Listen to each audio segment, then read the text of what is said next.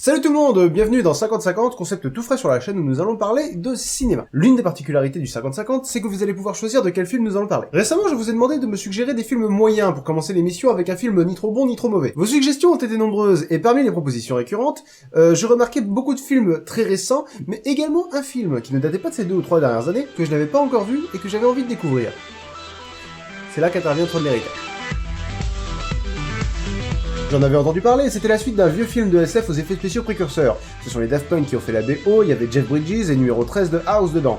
J'adore la SF, j'adore les Daft Punk, j'adore Jeff Bridges, j'adore numéro 13, quant à savoir si j'ai adoré le film lui-même... Ah non. Mais développons, on est là pour ça. Tout commence en 1989, on découvre Flynn, le héros du premier film, qui raconte ses aventures à son fils. Ou Jeff Bridges qui raconte le film de 82 à un enfant. Non, parce qu'apparemment, il y a du merchandising Tron dans cet univers, donc je dirais que le film vient de briser le 4ème mur avec des goodies adaptés de versions précédentes, 6 ans avant Deadpool. Ça, messieurs dames, c'est ce qu'on appelle du canon récursif. Bonsoir les amis. Ce soir, dans le labo du professeur Van Gluckenspiel, le canon récursif.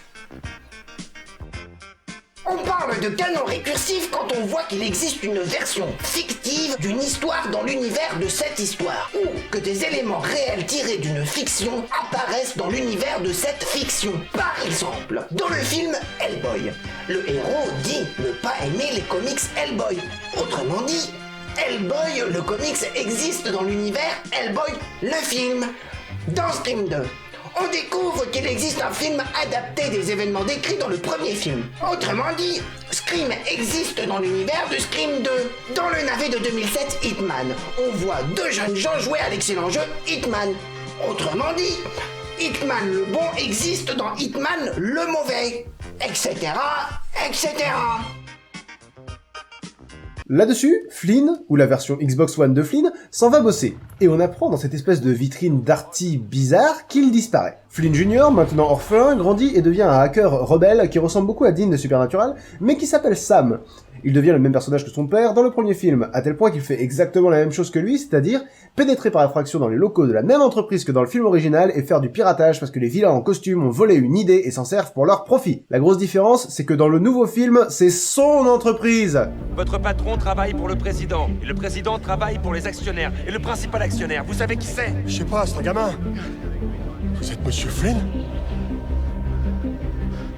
Pourquoi? Mais j'exagère, je suis sûr que Batman tente de pirater Wayne Enterprise quand Lucius Fox fait des conneries. Sam rentre chez lui et découvre Alan, personnage du premier film, ancien collègue de Flynn, concepteur du logiciel Tron et tuteur de Sam, qui lui annonce que son père l'a bipé depuis la salle d'arcade. Votre moyenne d'âge de tourner autour de 18 ans, voyez le beeper comme un récepteur de SMS. Sam se rend donc à l'arcade, qui semble avoir survécu à une apocalypse zombie. Ce qui explique qu'une salle d'arcade est toujours debout après 20 ans d'inactivité. Guidé par le scénario, Flynn Jr. remet le courant dans la salle, ce qui lance une chanson du groupe Journey. Je le précise parce que dans le film original, la musique de la salle d'arcade était également une chanson de Journey. Et je trouve ça cool. Toujours guidé par le scénario, il trouve un passage secret très mal dissimulé et pas verrouillé, et il tombe sur tous les anciens équipements de son père et se fait laseriser dans le programme où...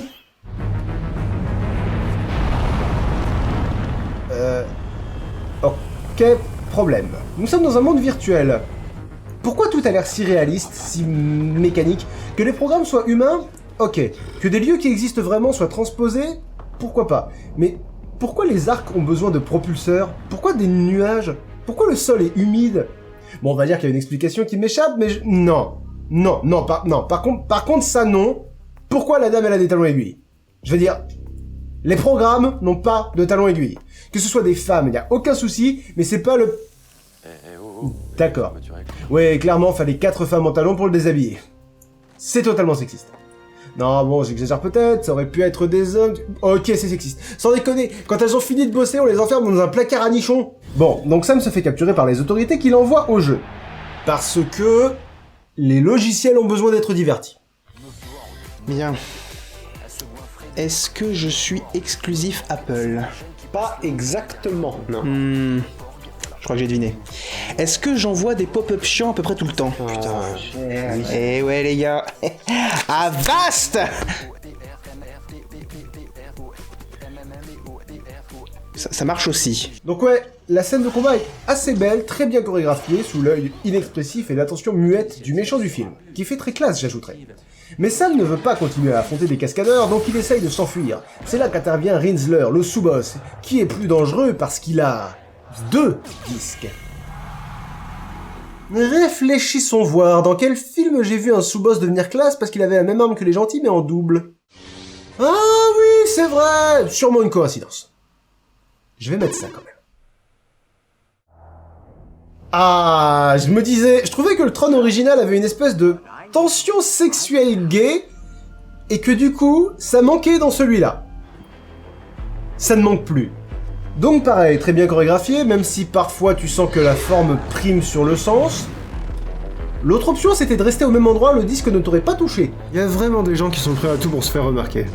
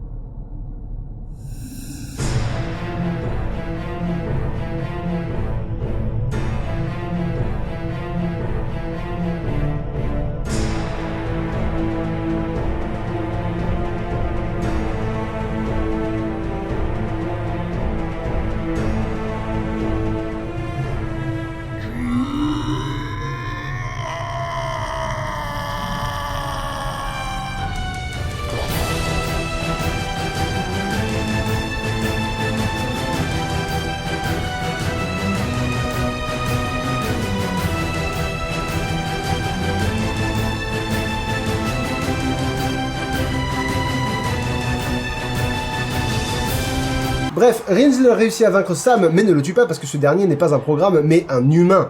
Direction le QG du bad guy, où on se rend compte que c'est... Flynn Xbox One. On apprend que c'est Clou, le méchant. Clou est un logiciel créé par Flynn, c'est pour ça qu'ils ont le même visage, comme dans le Tron de 82. Ce qui aurait été cool, c'est que le visage rajeuni artificiellement de Jeff Bridges ne serve que pour Clou, parce que bah, normal, c'est un logiciel, mais ouais, non, dans mes rêves. Clou affronte Sam en lui donnant... Ouais, bon... Mais en fait, ce sont les Light Cycle. L'hémicycle peut-être en français, je ne sais pas. Les motos de Tron. Introduites par ce plan. Ouais, c'est cool. Ah oui, et c'est la meilleure scène du film. Bon, l'utilisateur se retrouve avec des PNJ de merde et l'IA est cheatée, mais je dirais que ça rajoute au réalisme de la séquence. Sam se retrouve dans la merde, mais heureusement, un gentil vient le sauver. Je dis gentil parce que le film a la délicatesse de mettre les gentils en blanc et les méchants en jaune. Je suis presque sûr que c'est pas raciste. Il s'avère que le gentil est une gentille. Je m'appelle Cora. Cora emmène donc Sam dans la pièce de la fin de 2001, l'Odyssée de l'espace, où on se rend compte que son père, Kevin Flynn, est vivant, vieux et pas en image de synthèse. Il croyait ne jamais te revoir.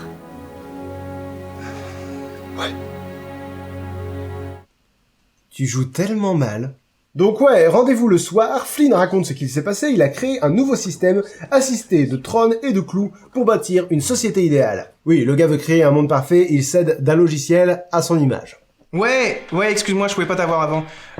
Donc, dis-moi plus, là, c'est quoi ton idée d'œuvre d'art ultime, là, parce que ça m'a l'air hyper ambitieux.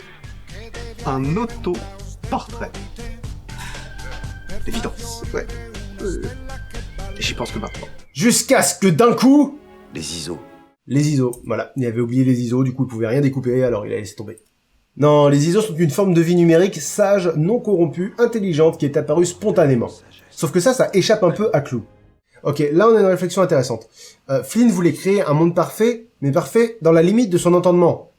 Or, son entendement vient d'être dépassé. Pour faire une analogie, imaginons un monde en 2 dimensions. Flynn crée un programme pour créer un cercle parfait. Et d'un coup, il découvre une 3e dimension, imaginons la hauteur. Un monde de formes et de possibilités s'offre à lui. Mais ce que Clou voit, c'est qu'on ne peut pas créer un cercle en 3 dimensions. Du coup, il faut supprimer cette dimension inutile. Et vu que les humains se laissent corrompre, il faut supprimer les humains. Du coup, Clou veut le disque de Flynn pour aller dans le monde réel. Clou a compris que si je peux vivre ici, il peut vivre là-bas. Avec mon disque, seul est possible. Le film aborde une thématique très intéressante, et même deux, Flynn ne peut pas se battre contre Clou parce que Clou se nourrit de sa combativité. Du coup, la seule façon de gagner, c'est de ne pas se battre. Maintenant, c'est lui qui mène le jeu. Et la seule façon de gagner, c'est de ne pas jouer. Pour le peu que j'y connais, on rentre carrément dans des propos bouddhistes. On peut même y voir plusieurs niveaux de lecture. Flynn a créé le monde, mais son orgueil pousse Clou à le trahir. C'est clairement une référence à Dieu et à Lucifer. D'ailleurs, on retrouve une imagerie religieuse à plusieurs reprises, surtout avec Flynn. Ces deux nouvelles données changeant absolument tout, que va faire notre héros? Moi vouloir rentrer, papa! On vient de t'expliquer que ça ne marchait pas! Que la seule façon de vaincre Clou, c'est que ton père meure! Pour aimer, ça nécessiterait une réintégration. Ouais, et alors? Jamais Flynn n'y survivrait. Et ils mourraient l'un comme l'autre. Au passage, on se demande vraiment comment Flynn va finir, du coup. J'ai connu quelqu'un autrefois. Un programme nommé Zouz. Et l'autre conne qui l'aide en plus. Allez, c'est bon, va chier. Il retourne donc en ville et tombe sur la gourdasse du placard. Sam Flynn, tu te souviens de moi? Ouais. Tu m'avais donné un conseil. Un conseil. Survivre. Ouais, à ce compte-là, Mickey 3D t'a donné un conseil aussi. Hein. Il faut que tu respires. Tu cherches quelqu'un peut-être? Qu'est-ce qui te fait dire ça? Une intuition. Ouais. Attendez, ça manquait d'authenticité, on peut la refaire? Tu cherches quelqu'un peut-être? Qu'est-ce qui te fait dire ça? Le script, connard. Pendant ce temps, les méchants trouvent la cachette de Flynn en se servant du lumicycle que Sam lui a volé. Permettez-moi d'ajouter ce nouveau compteur. Le héros arrive par un ascenseur dans une boîte à moitié échangiste bizarre menée par un couple de programmes où l'homme est très maniéré mais clairement méchant et la femme plutôt silencieuse et uniquement définie par son sex-appeal. Et waouh, je viens totalement de décrire une scène de Matrix Révolution. Attendez voir, le héros arrive par un ascenseur dans une boîte à moitié échangiste bizarre menée par un programme maniéré extrêmement clairement méchant, femme plutôt silencieuse, définie par son sex-appeal. Ouais, non, c'est ça. Mais bon. Il doit donc rencontrer Castor, qui doit lui faire rencontrer Zeus, un programme qui pourra l'aider. Libation pour cette joyeuse compagnie! Merde, cette subtilité, j'ai l'impression de revoir Jim Carrey dans Batman Forever. En fait, c'est Michael Sheen, dans le rôle de Castor. Je ferais bien une vanne sur le fait qu'il était dans Twilight, mais... bah, c'était LE personnage classe de Twilight. Au moins, il a bon goût, c'est Daft Punk qui mixe dans sa boîte. Je suis tenté de dire que c'est un caméo, mais ce serait le caméo le plus lourd de l'histoire. Ça... c'est un caméo. Ça... Je me retire un moment, mes enfants. Variez le thème, boostez le mood. Électrifiez ces garçons, ces filles, et vous m'obligeriez. c'est un placement de produit. Mais trêve d'enjaillement, Flynn Xbox One vient de pénétrer le repère de Flynn! Oh non. Et je mérite une putain de médaille pour pas avoir foutu de référence au Big Lebowski avant. Clou a un flashback qui n'a aucune conséquence et on revient au nightclub où on apprend que Castor est en fait Zeus. Je le rencontre quand? Tu viens de le rencontrer à l'instant. Je sais pas trop si c'est un plagiat de la révélation d'Obi-Wan dans Un Nouvel Espoir ou de celle de Yoda dans l'Empire Contre-Attaque, mais dans les deux cas... Oh pitié, est-ce que tu peux bomber ta poitrine et te cambrer un petit peu plus s'il te plaît? Je trouve que ta féminité est un peu trop subtile. Et puis caresse pas le sofa, lèche-le directement. Tu pourrais m'aider? Assurément. Ok, combien de temps avant qu'il ne le trahisse? C'est bien, plus on se serait fait chier. Donc Rinsler et d'autres cascadeurs attaquent le club et... qu'est-ce que... quoi? Les Daft Punk viennent de faire oui de la tête? Ça doit vouloir dire ouais, envoie la musique qu'on a pour quand le club est pris d'assaut par des programmes dangereux. Alexis, il faut que tu viennes, David a été kidnappé par des kidnappeurs, ils sont en train de fuir. Ah, très bien.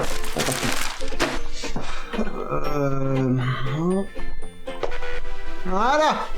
Ils sont déjà loin, j'arrive. Qu'allons-nous faire? Ne t'en fais pas, frère. J'ai un plan. Putain, elle est trop cool cette musique, c'est quoi? J'en ai aucune idée.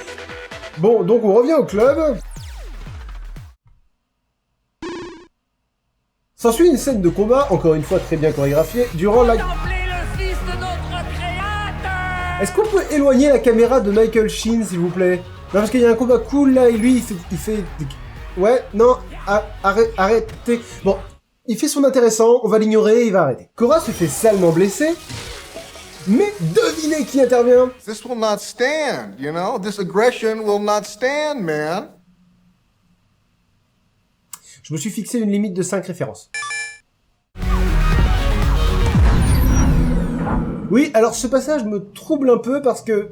Est-ce que les Daft Punk ont arrêté la musique quand Flynn est apparu? Parce qu'on dirait que les Daft Punk ont arrêté la musique quand Flynn est apparu. Parce que dans la vraie vie, ils ont fait la VO, donc les Daft Punk ont arrêté la musique quand Flynn est apparu. Ce caméo me rend confus. Je vais à présent me blesser dans ma confusion. Donc Flynn, Sam et Cora blessés s'enfuient, mais un cascadeur vole son disque d'information à Flynn. T'en as assez fait comme ça! Que tu crois, mon ami, mais même pas, parce que maintenant Clou a ton disque, il faut le récupérer, pas le choix. Donc faut suivre le plan de Sam, qui est en fait le plan de Clou, et pour aller au portail avant Clou, il monte sur un genre de papillon de lumière. Papillon de lumière, sous les projecteurs. Ouais, vous aviez réussi à l'oublier, je sais, je suis désolé. On apprend que Cora est une ISO, ce qui ne surprend personne. Mais du coup, on apprend qu'il reste de l'espoir pour améliorer l'humanité si elle revient. La sagesse des ISO n'est pas perdue. D'autant que comme Flynn est plus ou moins Dieu, il la soigne et elle récupère son bras. Pendant ce temps, Clou va récupérer le disque d'information. Tu présumes. Ok, combien de temps avant que Clou ne tue Zeus? Sérieusement? Mais, on le sait tous, pourquoi faire durer? Pour avoir un dialogue chiant, pardon. Pourquoi dialogue chiant? Ben, Flynn explique qu'il se sent coupable parce que Clou c'est lui, mais on le sait déjà. Et il parle de trucs censés les rapprocher et intensifier leur relation. Mais ils se regardent même pas! Ils se tournent le dos! Et surtout, lui, là, il joue comme une tanche, et il a la profondeur d'un putain de pédiluve, alors c'est pas évident de se sentir impliqué. Tu sais, papa, je suis content de t'avoir retrouvé. Ça fait 20 ans que j'essaie de me construire seul, sans l'image d'un père, et... j'ai erré. J'ai rejeté toutes les responsabilités que j'avais. Mais le fait de te savoir vivant, de voir que tu es quelqu'un de bon et bienveillant, ça m'a donné la force d'affronter la vie et faire face à la réalité.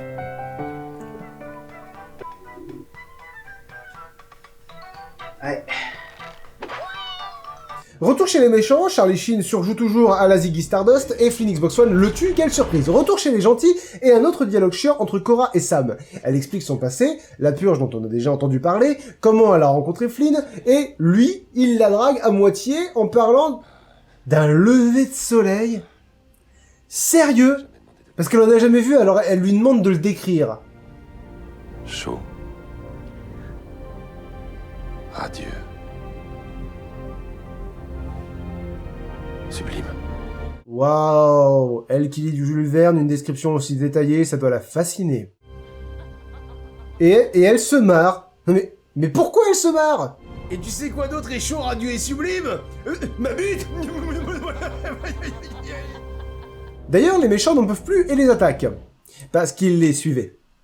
Parce qu'ils savaient. Parce que scénario. On apprend que Clou peut reprogrammer les logiciels, ce qui est certainement ce qu'il a fait à Tron pour donner Rinsler d'ailleurs. Rinsler qui capture Cora et... Tron. C'était censé être un retournement de situation? Non, parce que... il a un T, là. Qu'il avait déjà dans le premier film. Qu'il est tout seul à avoir.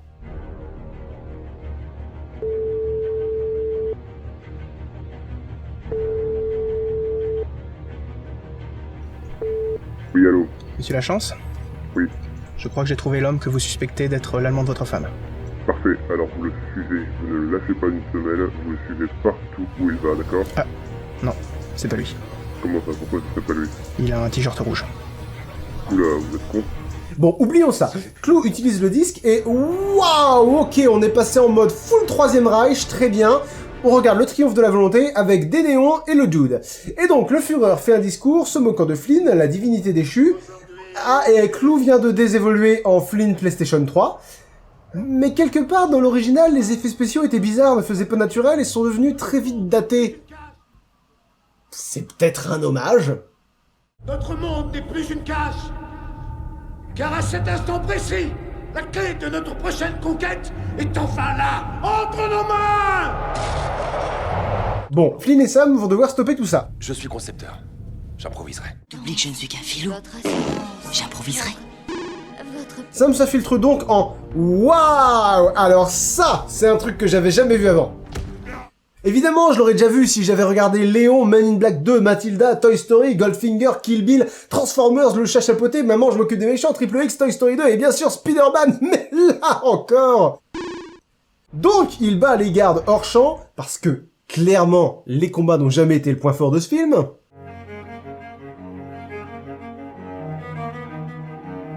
Bonjour. Je suis Jean-Michel Sarcasme. Je suis là pour vous aider à identifier les sarcasmes. C'était un sarcasme. Donc on ne voit pas le combat, on a juste droit à... Sérieusement, c'était pas déjà périmé en 2010, le cri de Wilhelm? Bon, de son côté, Flynn vole un vaisseau en... Halte, identifie-toi un programme. Je vais prendre ce véhicule. Tu n'es pas autorisé à le faire. Il vous attendait, monsieur. Mais pourquoi on reste pas avec lui? Il est beaucoup plus drôle et attachant. Mais bon, donc Rinsler vient avec Cora, on sait pas trop pourquoi, mais d'un coup il est devenu hyper incompétent. Donc Sam sauve Cora et rejoint Flynn pour lui rendre son disque. Et le perds pas cette fois. Dans les pensées de Flynn, ça doit tellement ressembler à ça. I love you, but sooner or later you're gonna have to face the fact you're a goddamn moron. Mais non, Flynn réprime son envie de lui faire remarquer qu'il ne l'aurait pas perdu sans lui, espèce de petit con, et il décolle. C'est facile, Cora. Tout est dans le poignet. Alors, cette phrase est un clin d'œil au premier Tron, et je vais faire aucune blague sur le sous-entendu sexuel parce que je pense pas qu'il y en ait un. Par contre, est-ce qu'ils ont oublié d'incruster les manettes? Non, parce qu'à un moment où il fait une réflexion sur les poignets, on est tenté de regarder les poignets. Et de voir que ces petites mimines se referment sur du vide. C'est quand même dommage. Bon, les méchants les poursuivent en... ça c'est classe. Ouais, j'ai pas eu la chance de voir le film en 3D parce qu'apparemment il a été tourné en 3D, mais clairement ils ont fait gaffe à leur esthétique. Sam, prends la tourelle. Ouais. Je me fais la réflexion, pourquoi ce film tient-on à me rappeler que le précédent film a été moins populaire que le jeu vidéo qui en a été adapté? Parce que là, clairement, j'ai envie de jouer à ce jeu. Dommage que ça soit pas un. Bon, les héros s'en sortent bien, mais ils se retrouvent nez à nez avec Rinsler et leurs armes ne tirent plus. Tron, qu'est-ce que tu es devenu? Il parle du personnage ou du film, là, vous pensez? Et là, de nulle part, Rinsler redevient gentil et détruit tout. Alors, d'une part, c'est un Deus Ex Machina. Bonjour les enfants. Ce soir, dans le labo du professeur Van Gluckenspiel, le Deus Ex Machina. En latin, le dieu sorti de la machine. L'origine de cette expression remonte à l'époque des tragédies grecques où le personnage d'un dieu sortait littéralement du décor pour permettre de résoudre une situation semblant insoluble. Aujourd'hui, on parle de Deus Ex Machina quand 4 critères sont réunis. Une situation problématique trouve sa solution. Cette solution est soudaine et inattendue. La situation n'aurait probablement pas pu être résolue autrement. Et la solution ne vient pas des protagonistes qui en bénéficient. Il est admis que, généralement, ce genre de procédé est à éviter. Mais on en trouve, par exemple, avec le seau d'eau du magicien d'Oz, l'apparition de Zeus dans Once Upon a Time, ou le talisman dans Presby et le secret de Nîmes. Oui, donc d'une part, c'est un Deus Ex Machina, et d'autre part, un principe de base du scénario, c'est qu'un programme ne fait que ce qu'il est programmé pour faire. C'est pour ça que Clou est méchant, c'est parce qu'il refuse de s'adapter. Et le programme de Tron a été réécrit par Clou. Y a aucune raison pour qu'il redevienne Tron. Non seulement ça sort de nulle part, mais en plus c'est incohérent. Et en plus, son sacrifice ne sert presque à rien puisque Clou se sauve. Donc ça sortait de nulle part, c'est incohérent et ça sert à rien. Bref, les gentils se rendent au portail où les attend Clou. S'ensuit l'inévitable dialogue entre Flynn et son reflet dans le miroir. Je voulais créer un monde parfait. Mais en fait, parfait c'est pas possible, mais je savais pas ça il y a 20 ans. Parce que j'étais infiniment con. Et du coup, je t'ai créé infiniment con. C'est pas très gentil. Tiens, tu t'appelles mon papa. Waouh, d'accord. On encule la physique. Avec du gros sel, on encule la physique avec du gros sel, très bien. Bon, donc Clou va pour choper le disque de Flynn, mais celui-ci l'a donné à Cora. Il a décidé de se sacrifier pour sauver son fils, et la dernière des ISO. Très noble. Et totalement anticipé. Et totalement de la faute de Sam. Je partirai jamais sans toi. Waouh, combien de temps avant qu'il ne change d'avis et parte comme... Décidément, personnage brillamment écrit.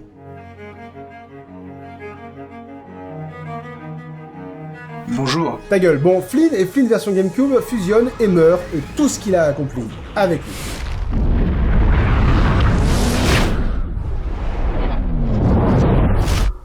Ça ne compte quand même que pour un. Bon, ben, notre gros loser des familles se retrouve dans le monde réel. Dans la liste des trucs bien qu'il a fait aujourd'hui, il sait pourquoi son père est parti quand il était môme et lui a pardonné, et il a ramené Cora dans le monde réel. Dans la liste des trucs moins bien qu'il a fait aujourd'hui, il est à l'origine de la mort de Clou, Tron, son père qui survivait très bien depuis 20 ans tout seul, et du travail de toute sa vie. Pardon, 20 ans? dans le monde réel. Les heures d'ici étaient les minutes de chez nous. D'après Zeus, ça fait 1000 cycles que Clou essaye d'avoir le disque de Flynn. 1 millier de cycles, sans doute. Et d'après Flynn, un microcycle équivaut à 8 heures. À peine un microcycle, 8 heures tout au plus. Alors je fais le calcul pour vous. À supposer qu'on soit en base 10, un cycle équivaut donc à 8000 heures, et donc 1000 cycles à 8 millions d'heures, divisé par 24 pour les jours, divisé par 365,25 pour les années, 912, ma gueule. Sam a foutu en l'air 912 années de survie. Mais est-ce si important, car il se sent enfin prêt à devenir le président d'Encom, ce qu'il était déjà, et à montrer un lever de soleil à Korra. Ah, femme merde. Voilà, c'était le spoiler de Tron Héritage. Maintenant que vous savez de quoi ça s'agit, nous allons passer à la partie qui donne son nom à l'émission. Je vais vous donner 5 points positifs et 5 points négatifs sur ce film, rangés par ordre d'importance. Numéro 10.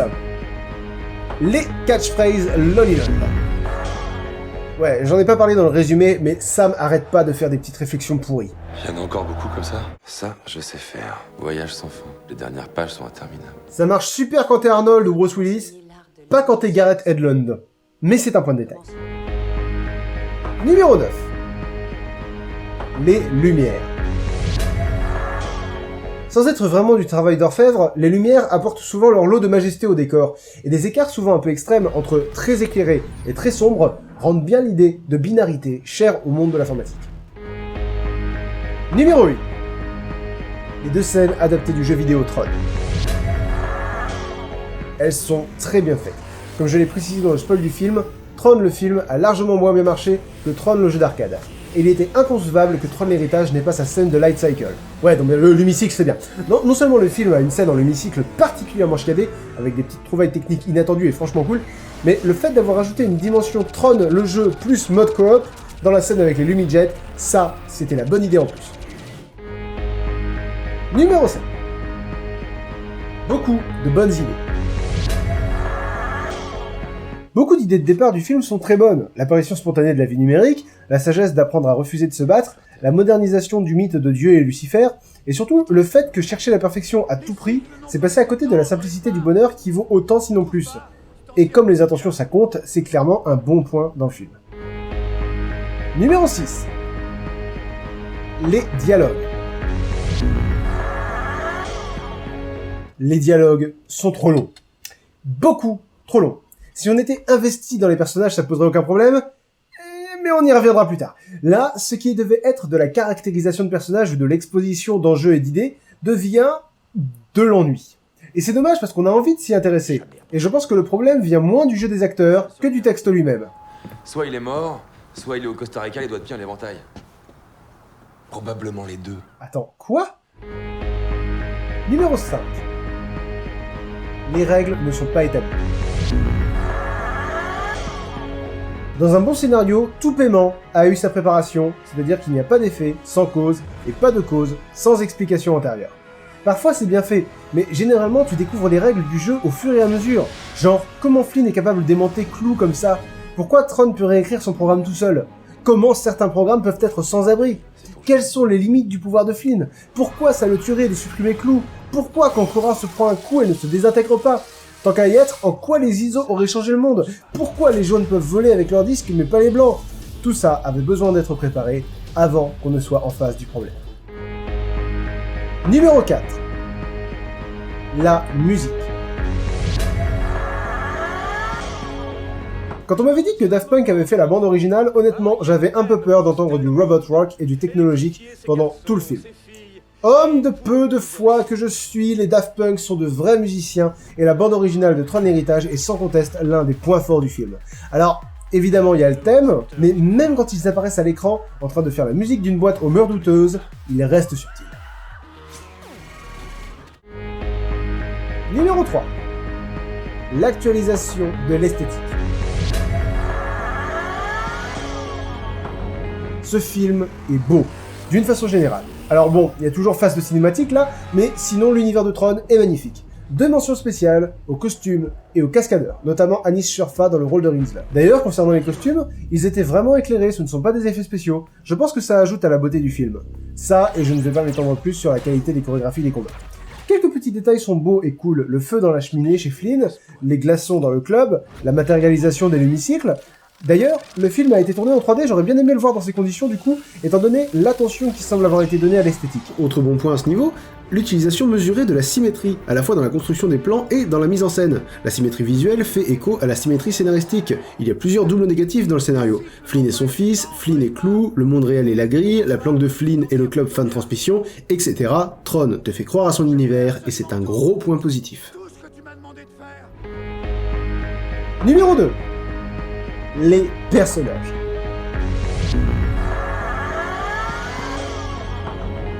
Les personnages sont vides. Et c'est un peu un comble pour un film tourné en 3D d'avoir des personnages sans profondeur. Le pire étant Sam, aucune cohérence dans son écriture. Il s'implique dans les affaires de sa société, mais sans s'impliquer dans les affaires de sa société, pour finalement s'impliquer vraiment dans les affaires de sa société. Il est prêt à tout pour sauver son père, même à risquer la vie de son père, au point d'ailleurs de le mener à sa perte.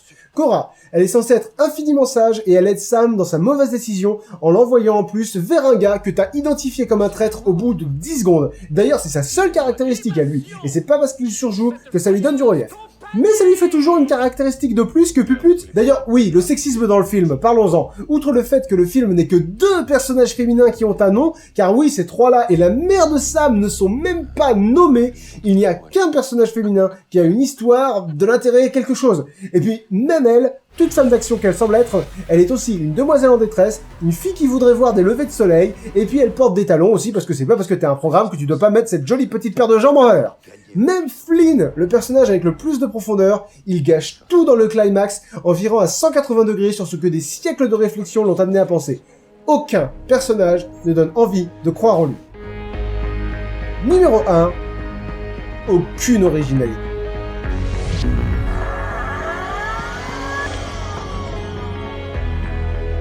Je ne veux pas faire comme si le premier Tron était un excellent film.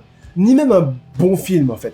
Mais s'il y a un truc qu'on ne peut que lui reconnaître, c'est qu'il a innové. Tron est l'un des premiers films à avoir un décor entièrement généré par ordinateur. Et surtout, il ne ressemblait à rien qu'on avait vu avant. Et même rien de ce qui n'a été fait après ne lui ressemble non plus. Tron l'héritage ressemble à beaucoup d'autres films faits avant lui.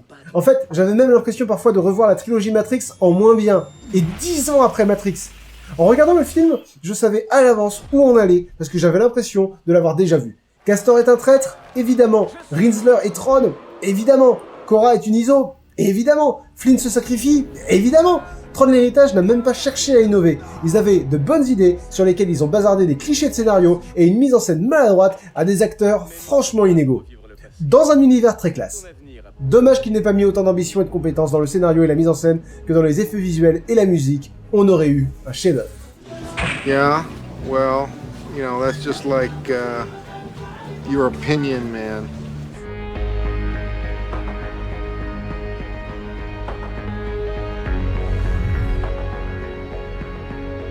Voilà qui conclut ce premier 50-50 sur Tron l'héritage. Vous avez saisi le concept, je vous demande de me suggérer des films, et j'essaye d'en faire une critique en relevant 5 points positifs et 5 points négatifs, rangés par ordre d'importance. Pour le prochain épisode, je vous demande de me suggérer, toujours avec le hashtag 50-50 et toujours dans les commentaires de la vidéo, un excellent film. Je ne parle pas d'un bon film, ni même d'un très bon film, je vous parle de films au sujet duquel vous êtes sûr que je ne vais jamais pouvoir trouver 5 points négatifs. N'hésitez pas non plus à donner vos impressions sur ce nouveau format, je vous fais de gros bisous et on se retrouve très vite pour une prochaine vidéo. Ciao!